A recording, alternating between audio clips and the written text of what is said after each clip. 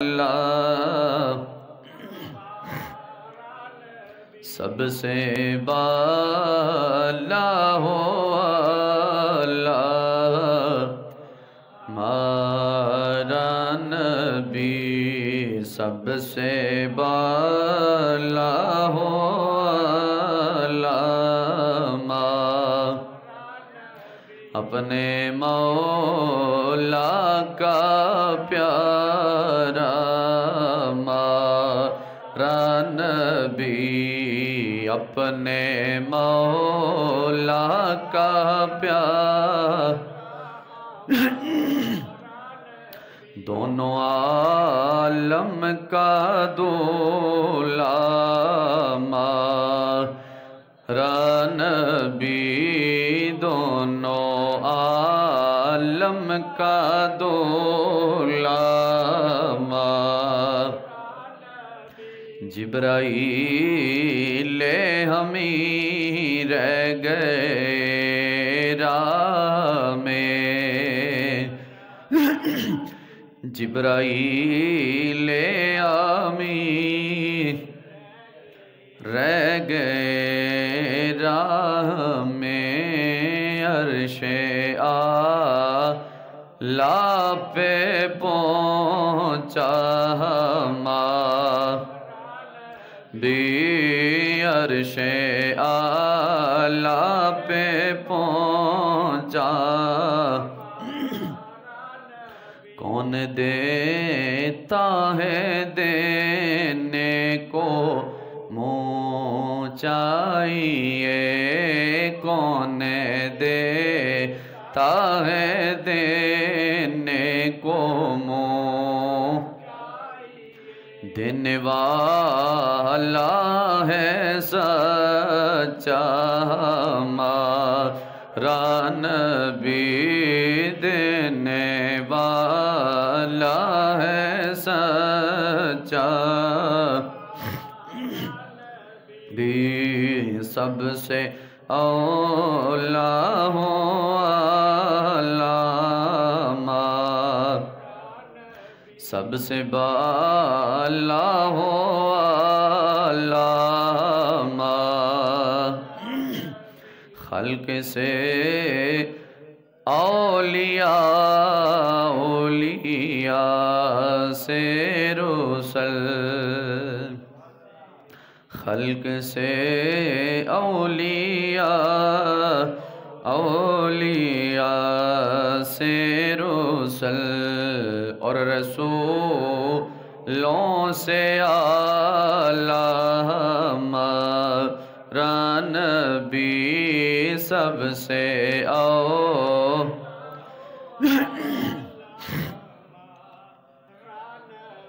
بعد از حمد و صلوات لائق صد عزت و احترام و تکریم میرے نہایتی واجب القدر عزتوں کے لائق حباب ذی وقار سامعین و حاضرین و ناظرین اللہ تبارک و تعالی جل جلالہ کی پاک بارگاہ میں دعا گو ہوں اللہ تعالی میری اور آپ کی حاضری اپنی پاک اور مقدس بارگاہ میں شرف قبولیت عطا فرمائے جتنے احباب جتنے دور سے چل کے آئے ہیں یا سفر کر کے آئے ہیں اللہ تعالیٰ انہیں ان کے پورے سفر سے بڑھ کر 70 گنا زیادہ اجر عظیم عطا فرمائے اور جو آیات بینات کے چند حصے میں نے آپ احباب کے سامنے تلاوت کرنے کا شرف حاصل کیا ہے دعا کریں اللہ تعالیٰ میری زبان پر کلمات الحق جاری و ساری فرمائے اور سن سنا کر عمل پیرا ہونے کی توفیق خاص عطا فرمائے رمضان المبارک کا بابرکت باوقار اور باصلاحیت دوسرا جمعۃ المبارک یعنی حشرہ رحمت کا آخری جمعہ ہم سے جدا ہو رہا ہے اللہ تعالیٰ اس رحمت کاملہ کا جو عشرہ 10واں روزہ ہے اس کی برکت سے ہمارے گناہ معاف فرمائے ہماری دنیا آخرت قبر قیامت کی میرے اللہ منزلیں آسان فرمائے اور شہیدان ناموس رسالت کے درجات بلند فرمائے اور محافظین ختم نبوت کی اللہ مزید حفاظت فرمائے حضرات وقار سامعین و حاضرین و ناظرین آج کا جو میرا موضوع ہے وہ مختلف طرح کا ہے، چل کر آپ کو سمجھ آئے گا۔ تو موجودہ حالات کے مطابق بھی ہے، موجودہ دن کے مطابق بھی ہے، اور عشرہ رحمت کے حوالے سے بھی ہے، رمضان کے حوالے سے بھی ہے۔ تو بہرحال میں کوشش کروں گا قرآن و سنت کی روشنی میں ہر پہلو پہ اپنی حاضری پیش کی جائے۔ پھر مالک کی بارگاہ میں ہم دعا کرتے ہیں اللہ ہم سب کو ہدایت نصیب فرمائے۔ حضرات محترم، اللہ تعالیٰ قرآن کریم ارشاد پاک فرماتا ہے شہر رمضان الذی انزل فیہ القرآن، فرمائیے وہ مہینہ ہے جس میں اللہ نے قرآن کو نازل فرمایا ہے۔ اب اس مہینے کو 4 چاند قرآن کریم کے نازل ہونے سے لگے ہیں۔ اب آپ اندازہ لگائیں جس مہینے میں قرآن آیا وہ مہینہ بنا مہینوں کا سردار، تو جس مہینے میں صاحب قرآن آیا اس مہینے کی کتنی بڑی شان ہوگی۔ جس مہینے میں قرآن آیا اس کی بڑی مقام اور فضیلت، اور سوچیں جس مہینے میں صاحب قرآن یعنی حضور کی ذات تشریف لائے، جلوہ گر ہوئے، اس مہینے کا کتنا بلند و بالا رتبہ اور مقام ہوگا۔ اللہ تعالیٰ نے رمضان کے روزے ہر نبی کی امت پر فرض فرمائے، لیکن مقصد کچھ اور تھا۔ کچھ روزہ رکھتے تھے 1 دن کا وقفہ کر کے، کچھ جناب والا کس طریقہ کار کے مطابق روزہ رکھتے تھے، لیکن اللہ نے امت محمدیہ پر یہ کرم فرمایا ہے کہ انہیں دن کے وقت روزہ عطا فرمایا، رات کے وقت شرعی حد کے اندر رہ کر زندگی گزارنے کا حق بھی عطا فرمایا ہے۔ پہلی امتوں پر یہ ایسے معاملات نہیں پائے گئے، لیکن ہمیں ناز کیوں نہ ہونا چاہیے۔ نبی ملا تو بے مثل بے مثال، کملی والا ملا تو بے مثل و بے مثال، کملی والے کی آل ملی تو بے مثل و بے مثال، نبی کریم کے صحابہ ملے تو بے مثل و بے مثال، نبی کریم کی ازواج محترات ملی تو بے مثل و بے مثال، نبی کریم علیہ السلام کے بیٹے ملے تو بے مثل و بے مثال، نبی کریم علیہ السلام کی بیٹیاں ملی تو بے مثل و بے مثال، اور نبی کریم کو یہ امت عطا کی گئی تو یہ بھی بے مثل اور بے مثال ہے۔ اب وقت یوں کہ میرے پاس مختصر ہے اور میرے سامنے تقریباً 3 موضوع موجود ہیں، تو بہرحال میں بغیر کسی لمبی چوڑی تمہید کے اپنے موضوع کی طرف آتا ہوں۔ رمضان، اونچی آنکھیں ذرا سبحان اللہ۔ پاک نبی کے غلام و تاجدار مدینہ، سرور و قلب و سینہ، رحمت دو جہاں، سرور کون و مقام، فخر دو عالم، نور مجسم، صلی اللہ علیہ وآلہ وسلم کا ارشاد مقدس ہے۔ امام الانبیاء تاجدار مدینہ نے ارشاد فرمایا، او میرے غلاموں، روزہ عبادت کا دروازہ ہے، روزہ عبادت کا دروازہ ہے، یعنی جس شخص نے دروازے سے گزرنا ہے، حکمت کے دروازے سے، رحمت کے دروازے سے، فضل والے دروازے سے، محبت والے دروازے سے، امن اور ایمان والے سلامتی والے دروازے سے جس نے گزرنا ہے وہ روزہ رکھے۔ فرمایا عبادت کا جناب والا دروازہ اللہ کریم نے روزے کو قرار دیا ہے۔ اس ماہ مبارکہ کی ایک شان یہ بھی ہے کہ میرے امام الانبیاء تاجدار مدینہ رحمت کونین صلی اللہ علیہ وآلہ وسلم نے ارشاد فرمایا، میرے غلاموں، اس مہینے میں 2 چیزیں ایسی ہیں جو قیامت والے دن تمہارے گناہگاروں کے حق میں، نیکوکاروں کے حق میں شفاعت کرنے آئیں گی۔ عرض کیا یا رسول اللہ صلی اللہ علیہ وآلہ وسلم، وہ 2 چیزیں کون سی ہیں؟ میرے آقا نے فرمایا، ایک قرآن ہے، دوسرا جناب والا رمضان ہے۔ فرمایا میرے پاک نبی کے غلاموں توجہ چاہوں گا، آقا کریم فرماتے ہیں قیامت کا دن ہوگا، رمضان بھی آئے گا، قرآن بھی آئے گا۔ ایک طرف مسلمان ہیں، ایک طرف ان کی سفارش کے لیے رمضان آئے گا، قرآن آئے گا۔ یا رسول اللہ کیوں؟ فرمایا رمضان آ کر اپنی جناب والا سفارش اپنا روزہ رکھنے والے بندے کے حق میں شفاعت کرے گا، گواہی دے گا، سفارش کرے گا۔ یا رسول اللہ کیا؟ میرے آقا کونین فرماتے ہیں میرے غلاموں، رمضان اللہ رب العالمین کی بارگاہ میں قیامت والے دن آئے گا، عرض کرے گا مالک الملک، سخت گرمی کا موسم تھا، پریشانی تھی، بھوک تھی، پیاس تھی، سب کچھ تھا، سب کچھ اس نے برداشت کر کے تیری رضا کی خاطر یہ بھوک سے دور رہا، یہ پیاس سے دور رہا، اپنی خواہشات نفسانی سے دور رہا، تیری رضا کی خاطر یہ روزہ رکھتا رہا۔ رب العالمین فرمائے گا بول کیوں آیا ہے؟ فرمائے گا کون؟ رمضان عرض کرے گا مالک میں اس شخص کے حق میں شفاعت کرنے یعنی گواہی دینے آیا ہوں کہ اس نے صحیح طریقہ کار کے مطابق تیرے حکم کی فرما برداری کی، عدولی نہیں کی، بجا لایا، عمل کرتا رہا۔ اب میری طرف سے یہ جناب والا اس کے لیے پروانہ جاری و ساری فرما دے کہ میں رمضان اس کے راضی ہوں اور اس کی شفاعت حق میں اس کے حق میں قبول کرتا ہوں، اور تو میری طرف سے اس کے حق میں میری سفارش اور جناب والا شفاعت کو قبول فرما۔ پاک نبی نے فرمایا پھر شعبان رمضان کے بعد قرآن آ جائے گا، قرآن عرض کرے گا یا رب العالمین اے پروردگار عالم، اس قرآن کو جناب والا یعنی مجھے یہ رات بھی پڑھا کرتا تھا، دن بھی پڑھا کرتا تھا، صبح بھی پڑھتا کرتا تھا، شام بھی پڑھا کرتا تھا، اپنے دنیا کے معمولات جناب والا پس پشت ڈال کر یہ مجھے چھوڑتا نہیں تھا، یہ نماز ہو تب بھی قرآن پڑھتا تھا، چلتا تھا پھر بھی قرآن پڑھتا تھا، بیٹھتا تھا پھر بھی قرآن پڑھتا تھا، سوتے ہوئے بھی قرآن پڑھتا تھا، جاگتے ہوئے بھی قرآن پڑھتا تھا۔ سخت جناب والا شدت پیاس کے باوجود اس کا حلق خشک ہو چکا تھا، لیکن اس کے باوجود بھی اس نے میرا دامن نہیں چھوڑا، یعنی مجھے قرآن کریم کو یہ پڑھتا رہا۔ رب العالمین فرمائے گا اب قرآن کہتا کیا ہے؟ قرآن عرض کرے گا مالک الملک، جس طرح اس نے میری جناب والا حفاظت کی، مجھ سے پیار کیا، اب بدلہ اجرت کہا گیا، میں تیری بارگاہ میں اس شخص کے حق میں مشفی بن کے آیا ہوں، گواہی دیتا ہوں کہ میرے اللہ میں اس سے راضی ہوں، تو بھی اس سے راضی ہو جا۔ کملی والے آقا فرماتے ہیں رمضان المبارک جناب والا گواہی دینے کے بعد قرآن بھی گواہی دے گا، گواہی کیسی دے گی؟ گواہی دے گا کہ یا اللہ میں اس سے راضی ہوں، تو بھی اس سے راضی ہوگا۔ یعنی آسان الفاظ میں یہ بات ہے کہ یا اللہ اس نے دنیا پر جہنمیوں والے کاموں سے بچا رہا، اپنے آپ کو دور رکھا، اب یہ جنتیوں والے کام کر کے آیا گیا ہے، اب تیرا اعلان ہے آمنوا وعملوا الصالحات اولئک اصحاب الجنہ ہم فیہا خالدون۔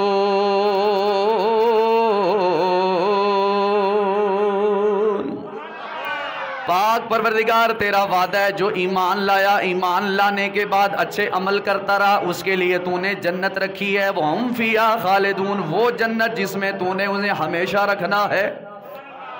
اب ہماری طرف سے یہ پروانہ ہے، قرآن عرض کرے گا، رمضان عرض کرے گا یا اللہ یہ دنیا کا امتحان پاس کر کے آ گیا ہے، اسے ہماری طرف سے یہ گارنٹی دے اور اپنی طرف سے اس پر فضل فرما، اسے جنت کا حقدار بنا، اپنے محبین لوگوں کا جناب والا پڑوسی بنا اور اپنی رحمت والے لوگوں میں ان کا حق شامل فرما۔ تو پتہ چلا رمضان میرے اور ہر بندے کے حق میں گواہی دینے آئے، قرآن ہر بندے کے حق میں گواہی دینے آئے گا۔ تو سوچئے آج 10واں روزہ ہے، ہم نے کتنا قرآن کریم پڑھا ہے، روزے کے اندر کتنی اچھے کام کیے ہیں۔ بہرحال مجھ سمیت ہر بندہ اپنے حال سے خود واقف ہے، میں اشارہ دے رہا ہوں، وقت نہیں ہے، کہتے سبحان اللہ۔ اللہ کے محبوب نبی کریم رحمت عالم صلی اللہ علیہ وسلم کے صحابی ہیں حضرت سیدنا جابر رضی اللہ تعالیٰ عنہ، آپ فرماتے ہیں نبی مکرم تاجدار مدینہ رحمت عالم صلی اللہ تعالیٰ علیہ وآلہ وسلم نے ارشاد فرمائے اللہ نے میری امت کو اس رمضان کے مہینے میں ایسی 5 چیزیں عطا فرمائی ہیں جو مجھ سے پہلے کسی پیغمبر کو یا پیغمبر کی امت کو نہیں عطا فرمائی۔ اونچی ذرا کو سبحان اللہ۔ پاک نبی کے غلاموں توجہ چاہوں گا، پہلی چیز میرے آقا کریم نے فرمایا، رب العالمین نے ان پر یہ کرم فرمایا، جب رمضان کا مہینہ شروع ہوتا ہے، جب پہلی رمضان کی رات آتی ہے، اللہ کریم جناب والا ان کی طرف نظر رحمت فرماتا ہے، پھر میرا پاک پروردگار جس کی طرف نظر رحمت فرما دے اسے جہنم سے بچا لیتا ہے۔ یا رسول اللہ دوسری بات کیا ہے؟ فرمایا دوسری بات یہ ہے جب بندہ مومن روزہ رکھتا ہے صبح سے لے کر شام تک اسے بھوک محسوس ہوتی ہے، اسے پیاس لگتی ہے، پیاس کی وجہ سے بھوک کی وجہ سے اس کا معدہ جناب والا خالی ہو جاتا ہے، پھر اس کے منہ سے بو نکلتی ہے۔ فرمایا رب فرماتا ہے میرے محبوب میرا تجھ سے وعدہ ہے تیرا امتی صحیح معنوں میں جب روزہ رکھتا ہے روزے رکھنے والے کی جب منہ کی بو نکلتی ہے عرش والا رب فرماتا ہے مجھے عطر اور کستوری سے بھی زیادہ پسندیدہ ہے۔ یا رسول اللہ تیسری بات کیا ہے؟ میرے محبوب نے فرمایا رب العالمین نے مجھے یہ حکم دیا ہے، فرمایا میرے محبوب تیری امت وہ امت ہے جس کے لیے ہر لمحہ بلمحہ میری نورانی مخلوقات یعنی فرشتی بخشش کی دعائیں کرتے ہیں، نوری مخلوقات دعائیں کرتی ہے۔ یا رسول اللہ صلی اللہ علیہ وآلہ وسلم چوتھی چیز کون سی؟ اونچی آنکھوں سبحان اللہ۔ فرمایا جناب والا چوتھی چیز یہ ہے کہ جب رمضان کا مہینہ آتا ہے اول سے لے کر آخری رات تک اللہ رب العالمین رمضان کے مہینے کی برکت سے جنت کو یہ حکم دیتا ہے اے جنت خوب بن سمر جا، بن ٹھن جا، بھائی مزین ہو جا، خوبصورت ہو جا، افضل و اعلیٰ ہو جا۔ اس لیے روزہ دار روزہ رکھ کر جب آتے ہیں تو انہیں تیرے اندر میں داخل فرماؤں گا۔ نمبر 5 جناب والا میرے محبوب نے فرمایا جب رمضان کی آخری رات ہوتی ہے تو اللہ کریم سب کی بخشش اور مغفرت فرما دیتا ہے۔ ایک شخص نے کھڑے ہو کر عرض کی یا رسول اللہ صلی اللہ علیہ وآلہ وسلم کیا یہ لیلۃ القدر کی رات ہوگی اس وجہ سے بخشش ہوگی؟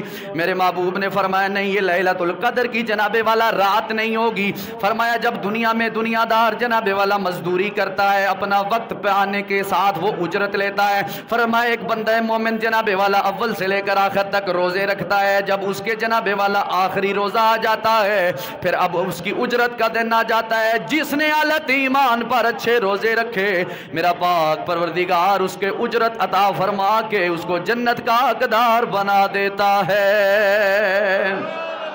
تو پھر ہمیں کہنا پڑے گا قربان میں انہیں کی بخشش پر رب العالمین کی رحمت بہانے ڈھونڈ رہی ہے۔ گناہگاروں آؤ چلے آؤ میرا دروازہ کھلا ہے، آؤ سر جھکانا تمہارا کام ہے، بخشنا یہ رب العالمین کا کام ہے۔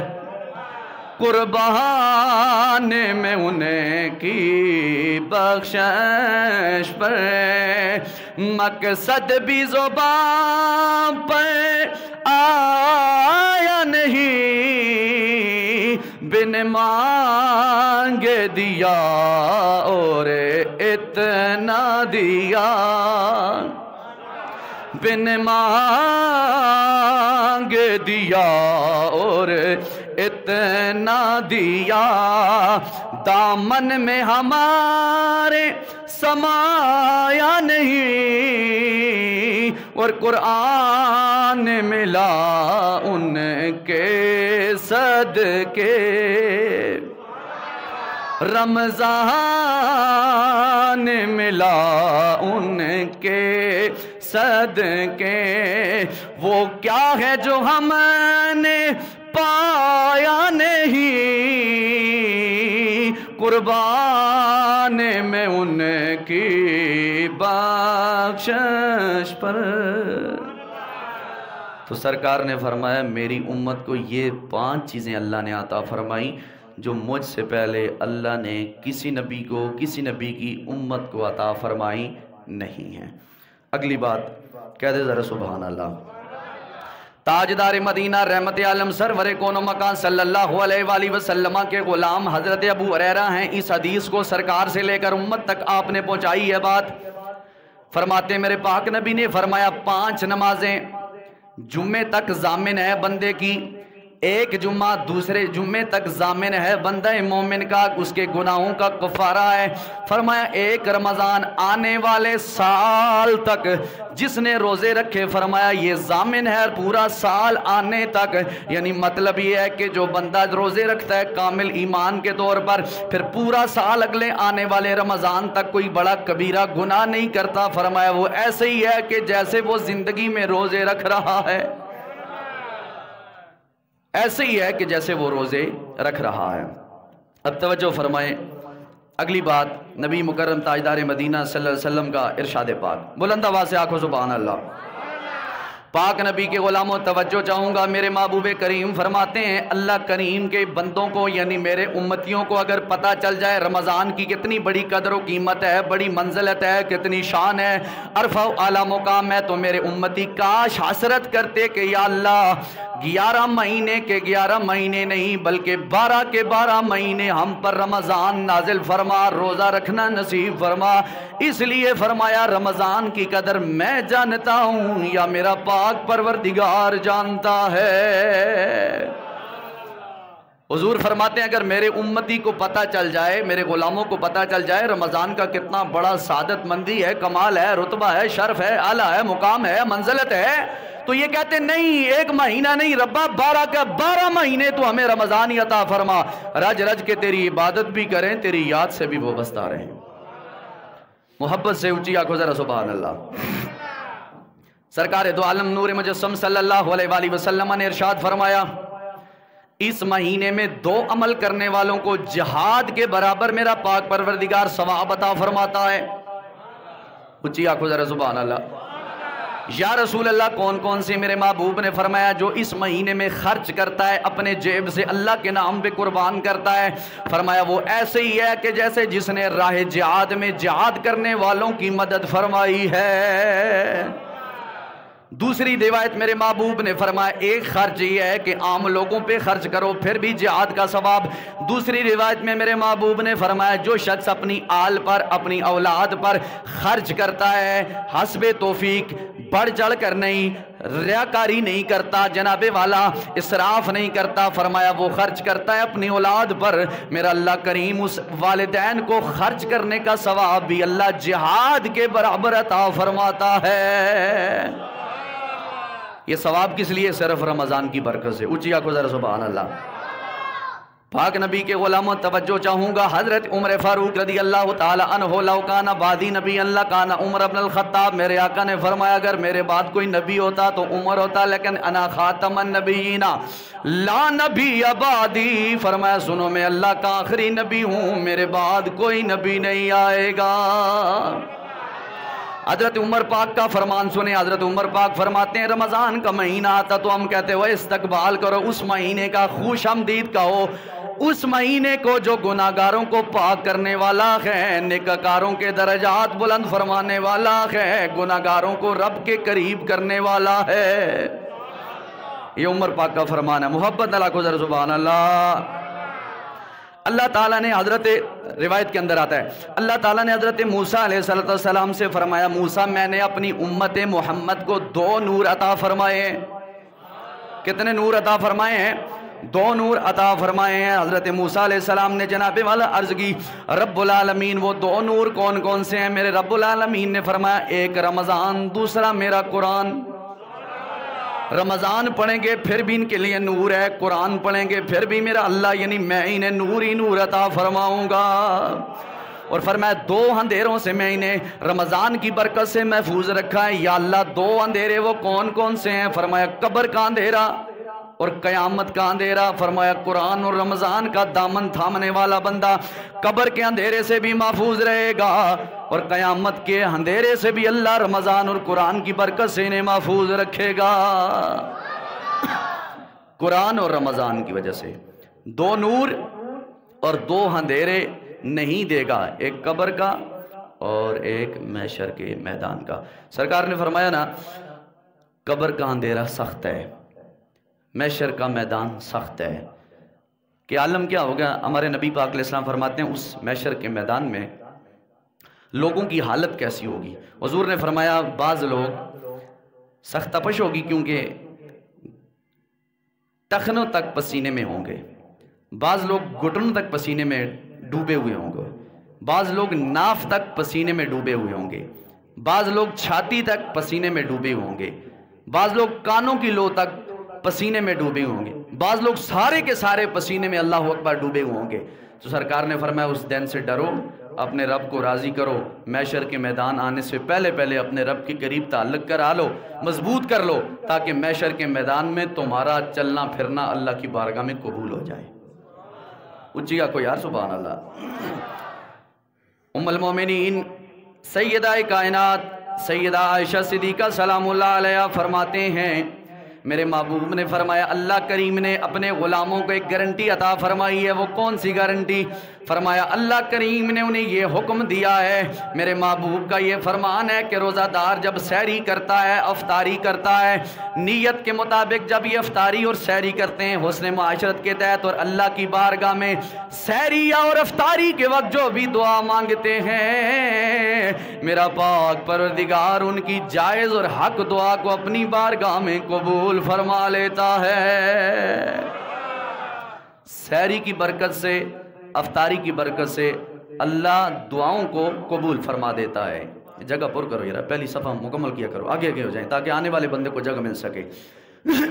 توجہ چاہوں گا، حضرت سیدنا آقا علیہ الصلوۃ والسلام کے غلاموں، رمضان کا جناب والا یہ معنی ہوا، رمز سے منا جس کا معنی سخت تپش، سخت گرمی. رب امتحان لینا چاہتا ہے کہ رمضان کا گرمی کے مہینے میں روزے رکھ کر کون اللہ کے قریب ہونا چاہتا ہے اور کون اللہ سے دور ہونا چاہتا ہے. میرے محبوب نے فرمایا اللہ نے ایک پیمانہ دے دیا ہے بندہ مومن کو، جو رب العالمین کی حد میں رہتا ہے میرا اللہ اس پہ کرم فرماتا ہے، جو حد سے دور ہوتا ہے اللہ کو وہ ناراض کر دیتا ہے. اللہ اکبر. تو اس لیے یہ جو مہینہ ہمیں اللہ نے نصیب فرمایا، آج 10 دن ہو رہے ہیں، پتہ ہی نہیں چلا روزے گزرتے جا رہے ہیں. اور یاد رکھیں مومن پر نیک عمل مشکل نہیں ہوتا، منافق پر نیک عمل مشکل ہوتا ہے. جس طرح سرکار نے فرمایا نا عشاء کی نماز اور صبح کی نماز منافقوں پر بھاری ہوتی ہے، وہ نہیں پڑھتے، مومن خوشی سے پڑھتے ہیں. تو بہرحال اس سے مراد یہ نہیں ہے کہ میں آپ کو کہہ رہا ہوں، پر میں آپ کو سرکار کا فرمان سنا رہا ہوں. ہر بندے کی مرضی ہے نماز پڑھے نہ پڑھے، لیکن چھٹکارا نماز سے نہیں ہے. تو یہ رمضان کے فضائل مختصر میں نے آپ کے سامنے رکھے. اب تھوڑا جناب والا وقت میرے سامنے موجود ہے، میں اگلے موضوع کی طرف آتا ہوں. کہتے ذرا سبحان اللہ. اگلا موضوع جو آج کے دن کی مناسبت سے ہے، 10 رمضان المبارک، عشرہ رحمت کا اختتام، اور اس میں وصال با کمال ہے اس ملکہ عرب کا، اس عظیم شخصیت کا، اس عظیم عالی المرتبت پاکیزہ طاہرہ منزہ مبرہ عالیہ مفصلہ مدرسہ معلمہ، اس شخصیت کا کہ جسے امت کے لوگ اور کائنات والے لوگ سیدہ زہرا سلام اللہ علیہا کی امی سیدہ خدیجۃ الکبریٰ کہا جاتا ہے. رفیق مصطفیٰ، زوجہ مصطفیٰ کریم، زوجہ رسول، امی سیدہ زہرا بطول. آج کا انہیں یوم وصال کا دن ہے، 10 رمضان المبارک آپ کا وصال پاک ہے. اور ہمیں خوشی ہوتی ہے نبی کی ازواج کی بات کرتے ہوئے بھی اور نبی کے صحابہ کی بات کرتے ہوئے بھی. تو سا خوشی ہے دیکھو نا یار، سبحان اللہ. سر لا کے نہیں، ذرا زبانہ کھول کے، منہ کھول کے آگو سبحان اللہ. روزہ میرا بھی ہے نا، آپ کا بھی ہے، تو محبت سے حضرات بولیں، آپ بولا کریں. یا آپ نہیں بولتے تو اسی لیے ہمارے آج کے حالات ہی ایسے ہیں. بہرحال میں ان پہ بھی روشنی ڈالوں گا. کہہ دو سبحان اللہ. آج کا دن اس ملکہ عرب کا ہے کہ جسے سب سے پہلے رفاقت مصطفیٰ زوجہ رسول ہونے کا شرف حاصل ہوا ہے. اس کا نام خدیجہ الکبریٰ ہے، جو سیدہ حضرت زینب، سیدہ ام کلثوم، سیدہ رقیہ، سیدہ فاطمہ الزہرا سلام اللہ علیہا کثیرن کثیرہ کی امی جان ہے، آپ کی امی جان ہے. آج کا آپ کا یوم جناب والا وصال ہے. میں چند باتیں اپنی حاضری کے طور پر ان کی بارگاہ میں پیش کر رہا ہوں، اور آپ بھی اپنی طرف سے صحیح معنوں میں سن کر یہ سوچیں کہ ہم بھی سیدہ کائنات جناب سیدہ زینب و رقیہ ام کلثوم اور سیدہ زہرا کی امی جان خدیجۃ الکبریٰ کی بارگاہ میں اپنی حاضری پیش فرما رہے ہیں. پاک نبی کے غلاموں توجہ چاہوں گا، کون سیدہ خدیجۃ الکبریٰ؟ خوش اسلوبی کے ساتھ نبی کی جناب والا زوجہ کا نام ہے اور سارے مومنین کی ماں کا نام ہے۔ میرا پاک پروردگار رب العالمین اپنے نبی کی ازواج کے متعلق کیا ارشاد فرماتا ہے اور اپنی شان کے نبی کی شان کے متعلق کیا فرماتا ہے؟ النبی اولا بالمؤمنین،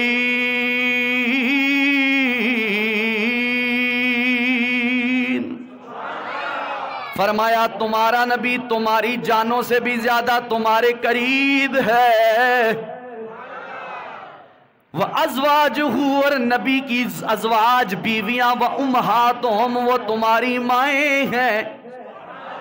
یہ اللہ کے قرآن کا فیصلہ ہے، فرمایا نبی کی ازواج وہ تمہاری مائیں ہیں، وہ ماؤں کا درجہ رکھتی ہیں، چاہے خدیجہ الکبریٰ ہوں، چاہے حضرت سودا ہوں، چاہے حضرت عائشہ ہوں، چاہے حضرت حفصہ ہوں، چاہے حضرت ماریہ ہوں، چاہے حضرت ام حبیبہ ہوں، چاہے جناب والا حضرت سیدنا صدیق اکبر کی پیاری لخت جگر حضرت عفیفہ کائنات ہوں، فرمایا ساری کی ساری جناب والا زینب بنت زماں سمیت جتنے بھی ہیں جناب والا فرمائیے نبی کے وفادار ہیں، اور جن کے نام میں نے پہلے لیے فرمائیے نبی کی بیویاں ہیں، 11 کی 11 بیویاں حضرت سودا سے لے کر جناب والا حضرت ماریہ تک، فرمایا یہ مومن بندوں کی مائیں ہیں، ان کا ادب اتنا ہی ہے جتنا تم نبی کا کرتے ہو۔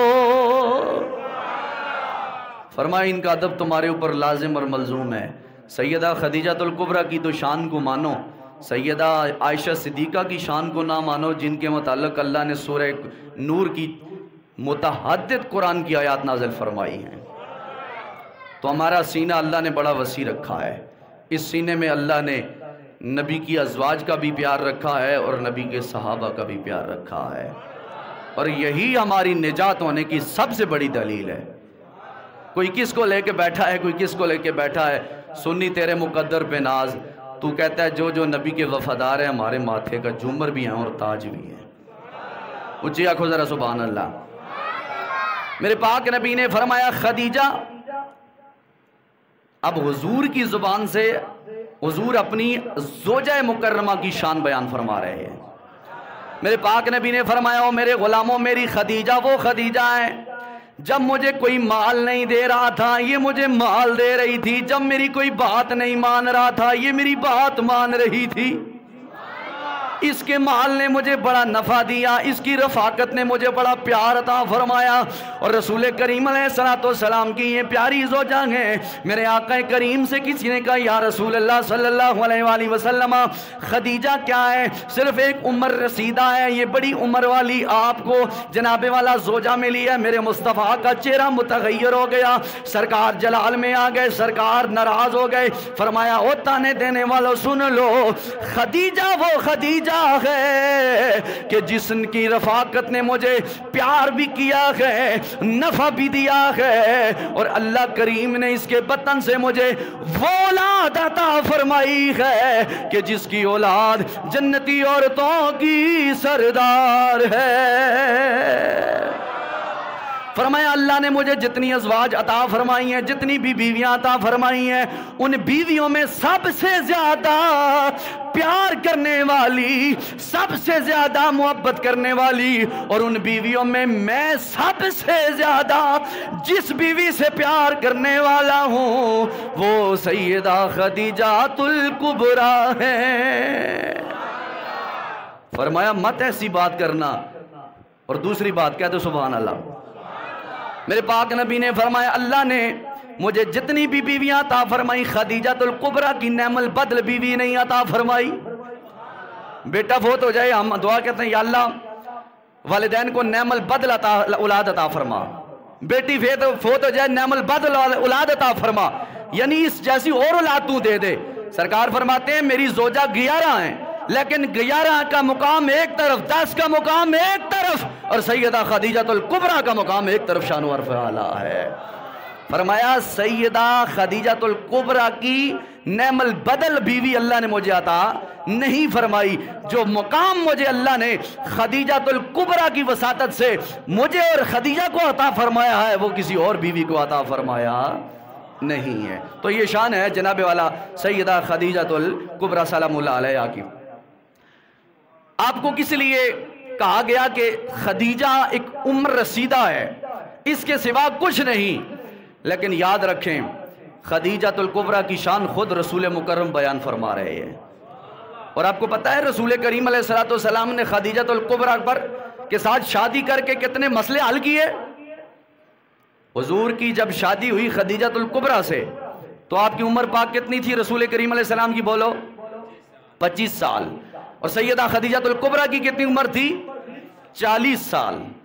کتنا فرق بنتا ہے؟ کتنے سالوں کا؟ 15 سالوں کا فرق بنتا ہے۔ اور اہل سنت کے عقیدے کے مطابق خدیجہ الکبریٰ کی تیسری شادی تھی رسول مکرم صلی اللہ علیہ وسلم کے ساتھ۔ آپ نے 2 شادیاں اور بھی کی تھی لیکن آپ کے شوہر فوت ہو چکے ہیں۔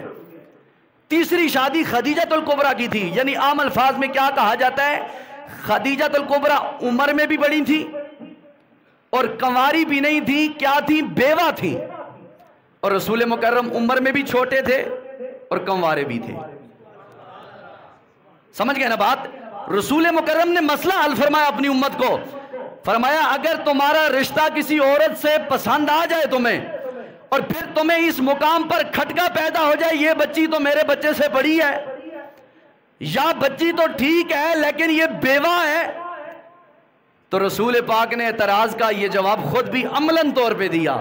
فرمایا میں کنوارا ہو کر سب سے پہلی شادی 15 سالہ جو مجھ سے بڑی خاتون ہے اس سے کر رہا ہوں، اور جو بیوہ خاتون ہے اس سے کر رہا ہوں۔ یعنی نبی مکرم نے امت کو حضرت خدیجہ الکبریٰ سے شادی کر کے پیغام محبت یہ دے دیا، اگر تمہیں کوئی عورت نیک سیرت والی، نیک صورت والی پسند آ جائے، علم والی، عمل والی، کردار والی، عرفہ والا، مقام والی، تو پھر یہ نہ دیکھا کرو اس کی عمر بڑی ہے، یہ نہ سوچا کرو یہ بیوہ ہے، یہ سوچا کرو میرے مصطفیٰ سے اس کا تعلق کتنا قریب ہے، اس کا تعلق کتنا قریب ہے۔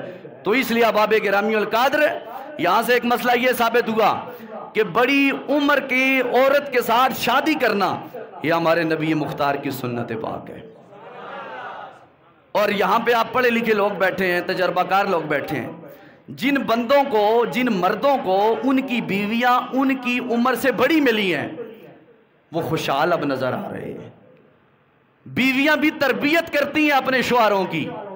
رسول پاک نے فرمایا دنیا پر وہ بندہ خوش نصیب ہے جسے اللہ کریم اچھی اور نیک بیوی عطا فرما دے، ہر موڑ پر اس کے ساتھ چلتی بھی ہے اور ہر موڑ پر اس کے ساتھ دیتی بھی ہے۔ تو اس لیے گرامی القدر سامعین و حاضرین، بیوی وہ نہیں ہوتی جو پیسے ہوں تو ساتھ ہیں، پیسے ختم ہو جائیں تو بس بیوی نے جناب والا گھر بار سنبھالا اور میں جا رہی ہوں اپنے باپ کے گھر، اپنے بھائی کے گھر۔ بیوی وہ ہوتی ہے سیدہ کونین سیدہ خدیجہ الکبریٰ کی زندگی کا اگر مطالعہ کیا جائے تو آپ نے رسول مکرم سے اتنا پیار فرمایا ہے اور ان سے رسول مکرم نے اتنا پیار فرمایا ہے، سیدہ عائشہ صدیقہ سے رسول مکرم نے اتنا پیار فرمایا ہے، اور رسول مکرم نے سیدہ عائشہ سے بھی بہت زیادہ پیار فرمایا ہے۔ اس پیار کی ایک مثال، رسول اللہ صلی اللہ علیہ وسلم جس برتن سے منہ لگا کر پانی پیتے تھے نا، اسی برتن سے، اسی مقام سے جہاں سے حضور نے لب مبارک لگائے اسی جگہ سے سیدہ عائشہ صدیقہ بھی پانی پیا فرمایا کرتی تھی۔ یہ ہے میاں بیوی کے پیار اور محبت کی داستان جو اللہ کے محبوب نے ہمیں بڑی محبت کا ساتھ سکھائی ہے۔ تو ہمارے سینوں میں الحمدللہ ثم الحمدللہ نبی کی ازواج کا پیار موجود تھا، موجود ہے اور موجود رہے گا، موجود کیوں نہ ہو۔ اور سن لیں ہم اہل سنت والے ہیں، اور اہل سنت والے ڈکی چھپی بات نہیں کرتے، علی الاعلان ببانگے دہل کرتے ہیں۔ نبی کریم علیہ السلام کی جو زوجہ ہے نا، ازواج، یہ نبی کریم علیہ السلام کی آل بیت میں شامل ہے، ٹھیک ہے نا؟ نبی کریم علیہ السلام کی ازواج جو ہے نا، ازواج بیویاں، یہ ساری کی ساری آل بیت میں شامل ہے عقیدہ اہل سنت کے نزدیک، قرآن و سنت کے موجودگی میں۔ تو جناب والا توجہ چاہوں گا۔ اب اگلی بات حضرت خدیجہ الکبریٰ کے وصال کی بات کرتا ہوں۔ آپ کا وصال ہو گیا، 10 رمضان مبارک ہے، پاک نبی کریم رحمت عالم صلی اللہ تعالیٰ علیہ وآلہ وسلم نے آپ کو اپنی چادر رضا اور جنتی چادر کا آپ کو کفن عطا فرمایا۔ اچھی آنکھوں سبحان اللہ۔ جناب والا حضرت خدیجۃ الکبریٰ رضی اللہ تعالیٰ عنہ مقبرہ معلیٰ یا جنت معلیٰ کے اندر آپ کا جناب والا مزار پرانوار ہے. آپ کی جناب والا سپرد خاک میرے رسول مکرم صلی اللہ علیہ وآلہ وسلم نے خود فرمایا. اور جاتے جاتے میرے محبوب نے جناب والا جب آخری وقت تھا خدیجۃ الکبریٰ کا, میرے محبوب نے فرمایا خدیجہ جا رہی ہو؟ جی آقا جا رہی ہوں. فرمایا جنت میں جانا اور میری سونکنوں کو مجھ محمد کا سلام دینا. میریاں سونکڑا میرا سلام آکھی خدیجہ.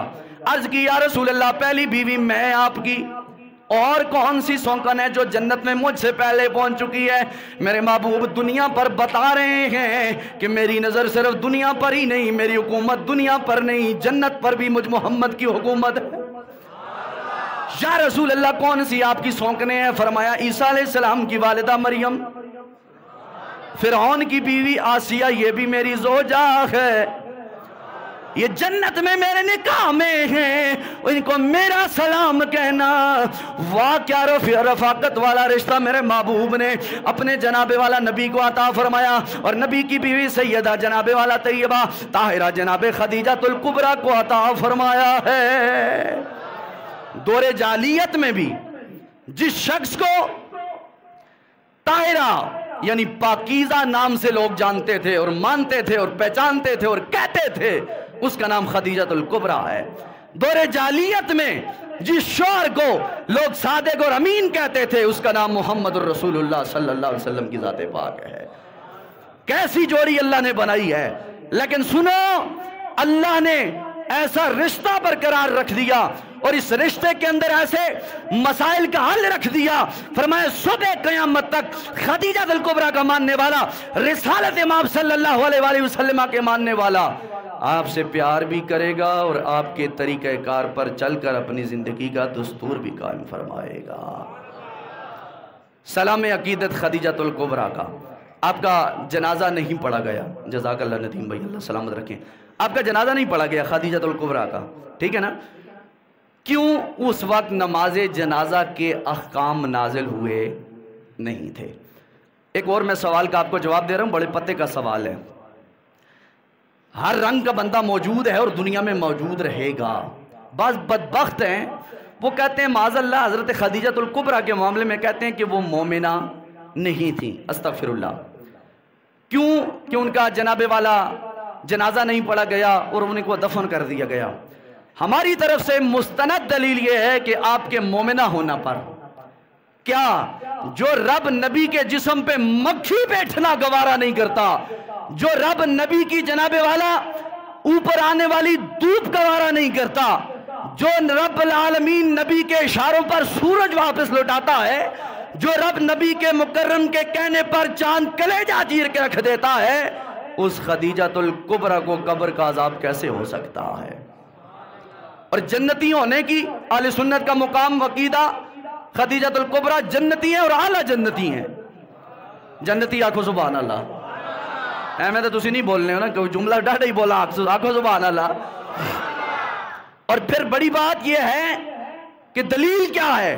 دلیل یہ ہے سرکار کا فرمان ہے کہ جنت محلہ یا جنت البقیع کے اندر دفن وہ ہوگا جو ایمان والا ہوگا اور جنتی ہوگا. سب سے بڑی دلیل یہ ہے آپ کے جنتی ہونے پر اور صاحب ایمان ہونے پر. کہتے سبحان اللہ. اب حضرت خدیجۃ الکبریٰ کی شان آپ نے سماعت فرمائی. باتیں اور بھی ہیں لیکن وقت میرے پاس ٹوٹل 5 سے 7 منٹ ہیں. لیکن میں نے ایک اور موضوع پہ بھی آپ کے سامنے گفتگو رکھنی ہے کہ جس موضوع کی آج بہت سخت ضرورت ہے, بہت سخت ضرورت ہے. اسے آن کر کے دوبارہ پھر لگیں, توجہ فرمائیں. جس موضوع کو آج ضرورت کو آج بیان کرنا انتہائی ضروری ہے. بیٹھ جائیں, ٹھیک ہے, ضروری ہے. وہ کس لیے؟ یہ ریکارڈنگ ہم اس لیے کرتے ہیں تاکہ کوئی منکر اگر سر اٹھائے تو ہم کہتے ہیں سامنے بھی لکھ کے لگایا ہے کہ کسی قسم کا کوئی پریشانی ٹینشن ہو تو لکھ لینا پروگرام. اس لیے ہم کوشش کرتے ہیں. اور ویسے بھی حالات حاضرہ ایسے ہیں کہ دلائل سے بات کی جائے تاکہ منکر کے سینے میں لگے پیوست ہو جائے, اسے سمجھ لگ جائے یہ محمد و آل و صحاب محمد کے نوکر کی بات ہو رہی. اب جملہ سنیں. موجودہ حالات سے جس سے میں اور آپ گزر رہے ہیں, اس وقت میں رسول اللہ کی عزت پہ پہرا دینا, رسول اللہ کی عزت پہ بات کرنا, یہ دہشت گردی سمجھا جا رہا ہے۔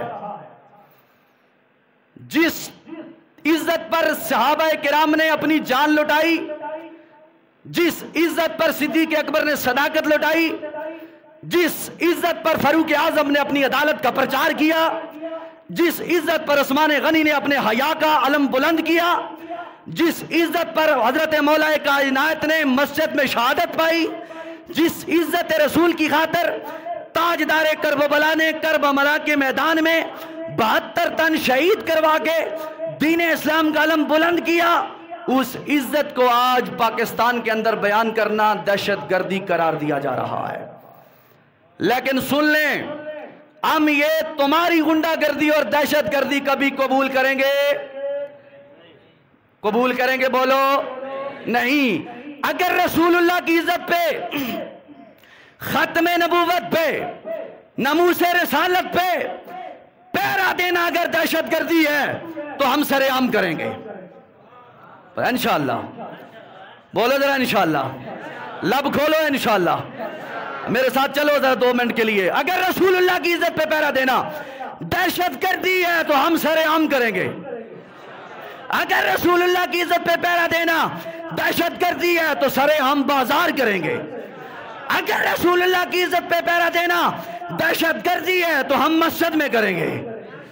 اگر رسول اللہ کی عزت پہ پیرا دینا دہشت گردی ہے تو ہم منبر و محراب پہ کریں گے۔ اگر رسول اللہ کی عزت پہ پیرا دینا دہشت گردی ہے تو ہم گلیوں میں کریں گے۔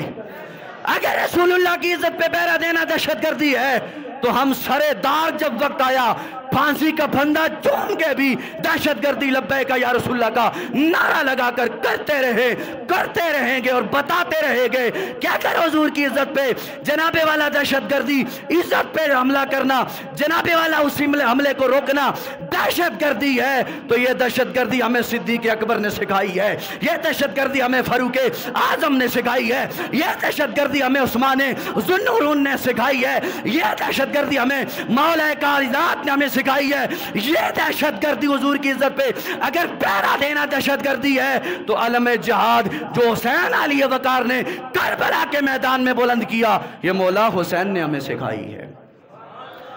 بڑے بڑے حکمران آئے، چلے گئے اور چلے جائیں گے، لیکن سنیں اسمبلیوں میں بیٹھنے والوں اور ان کو ووٹ دے کر آگے بھیجنے والوں، جسے مرضی ہے تم ووٹ دو، میرا اس سے کوئی نہیں ہے، لیکن سوچو ضرور جن لوگوں سے تم نے ووٹ دے کر پارلیمنٹ ہاؤس تک پہنچایا، اسمبلیوں تک، پرسوں سارے اس اجلاس پر آیا گیا، شاہد خاقان عباسی کہتے ہیں میں عاشق رسول ہوں، اسد عمر کہتے ہیں میں عاشق رسول ہوں، شیدہ ٹلی کہتے ہیں میں عاشق رسول ہوں، جناب والا اسد عمر کہتا ہے میں عاشق رسول ہوں، وزیر اعظم تمہارا جیلی کہتا ہے میں عاشق رسول ہوں، اسد عمر سمیت جناب والا علی محمد کہتا ہے میں عاشق رسول ہوں۔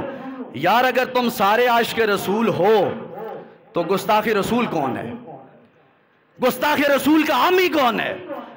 تم کہتے ہو ہم عاشق رسول ہیں تو عاشق رسول آج تم ثابت کر رہے ہو اسمبلیوں میں آ کر کہ ہم عاشق رسول ہیں۔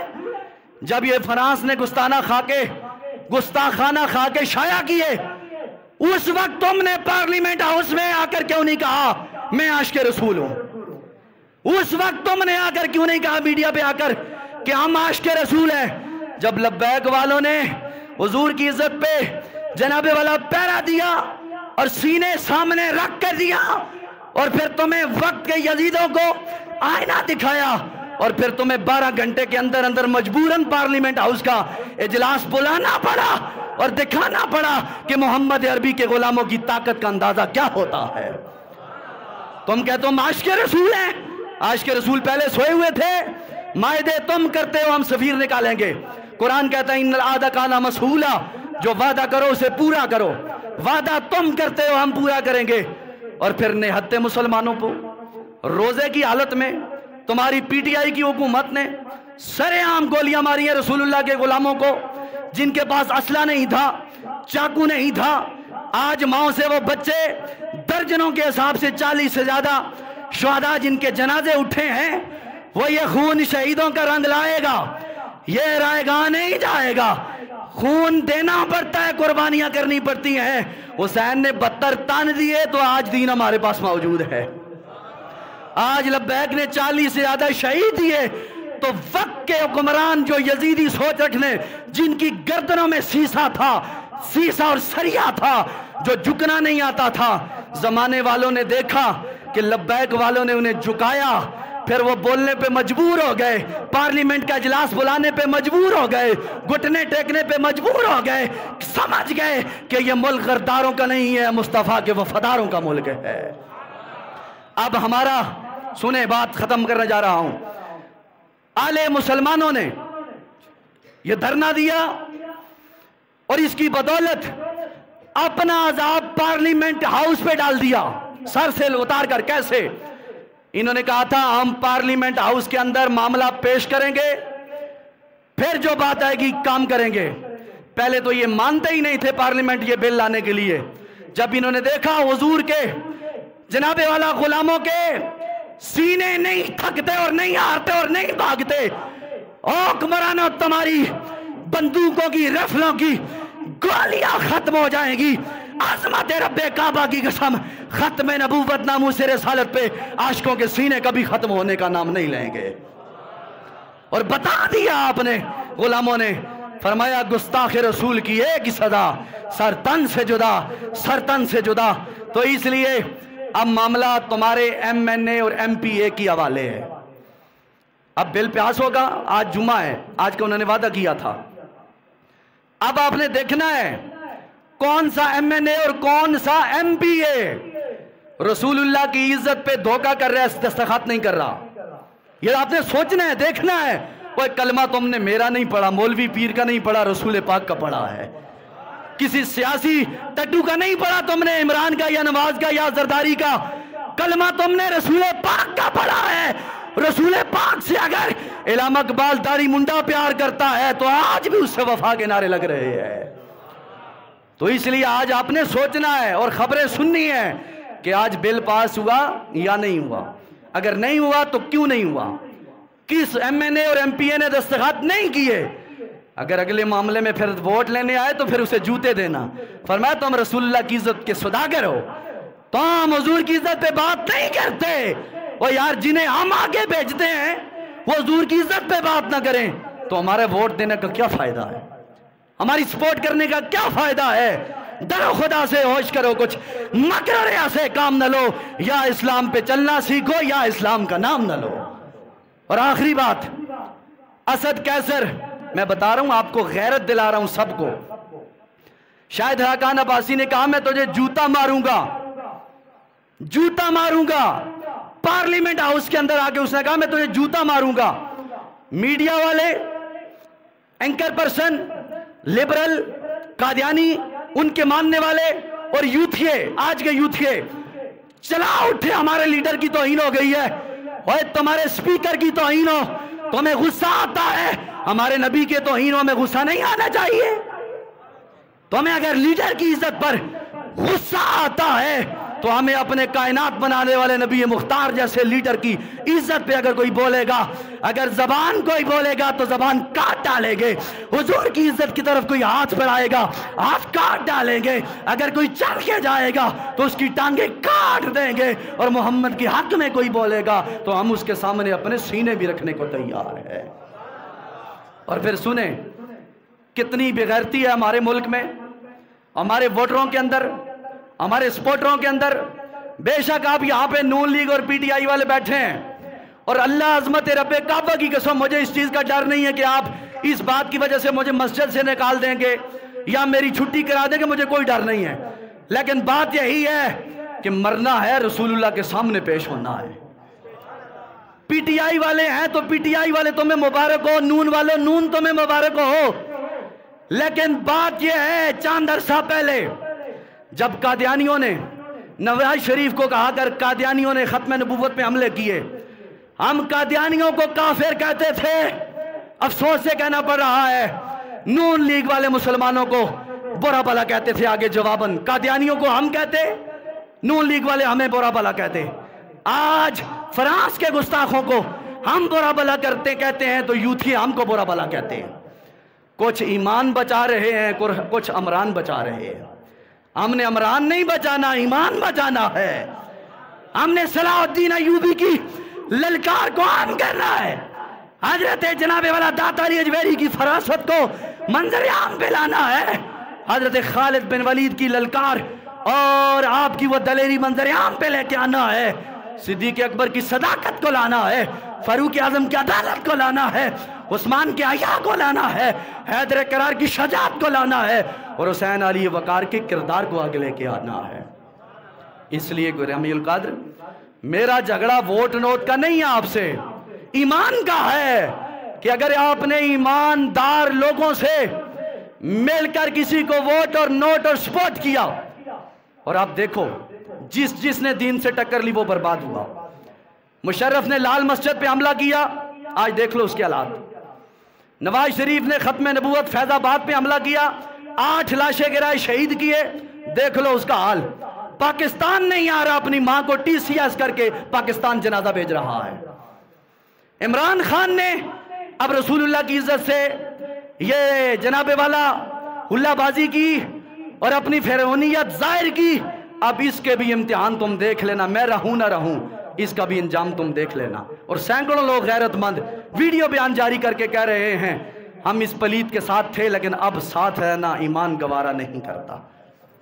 جو رسول اللہ کی عزت پہ دھوکہ دے، رسول اللہ کی عزت پہ جناب والا کمپرومائز کرے یا کوئی سلسلہ کرے، ہم ایسے لیڈر کو بھی نہیں مانتے اور ایسے پیر کو بھی نہیں مانتے اور ایسے مولوی کو بھی نہیں مانتے. چند چمچے مولوی پیر کہتے ہیں عمران خان کا ایمان مولویوں اور پیروں سے افضل و اعلیٰ ہے. مان لیا تمہاری ایک سیکنڈ کے لیے بات، اگر افضل و اعلیٰ ہے تو فرانس کے سفیر کو ملک بدر کیوں نہیں کیا گیا؟ اور پھر عاشقان رسول جو 90% پاکستان کے اندر بسنے والے اہل سنت ہیں ان پہ سیدھی گولیاں کیوں چلائی گئی؟ لیکن یہ ایک تاریخ دہرائی گئی. یزیدیوں نے پانی بند کر کے تاریخ دہرائی تھی. آج وقت کے یزیدی سوچ رکھنے والوں نے اعلان مسلمانوں کے بچوں پر روزے کی حالت میں گولیاں چلا کر تاریخ دہرا دی کہ یزید ضروری نہیں کل ہی تھا، یزید آج بھی ہے. لیکن سن لو، یزید اگر آج ہے تو اس کا ہاتھ تھامنے کے لیے حضور کے غلام آج بھی موجود ہے. اگر آپ اجازت دیں تو میں ایک بات کر دوں، کہہ دو سبحان اللہ. بڑی محبت کی بات ہے اور بات ختم ہے. سنیں، فرعون نے سر اٹھایا، اللہ نے موسیٰ کو سامنے کیا. دل جمی کے ساتھ سننا. فرعون نے سر اٹھایا، اللہ نے موسیٰ کو سامنے کیا. نمرود نے سر اٹھایا، اللہ نے ابراہیم کو سامنے سر اٹھانے کے لیے کہہ دیا. ابو جہل نے سر اٹھایا، معاذ اور محفظ نے مقابلہ کیا. عتبہ و شیبہ اور کافروں نے سر اٹھایا، محمد عربی نے سر اٹھایا.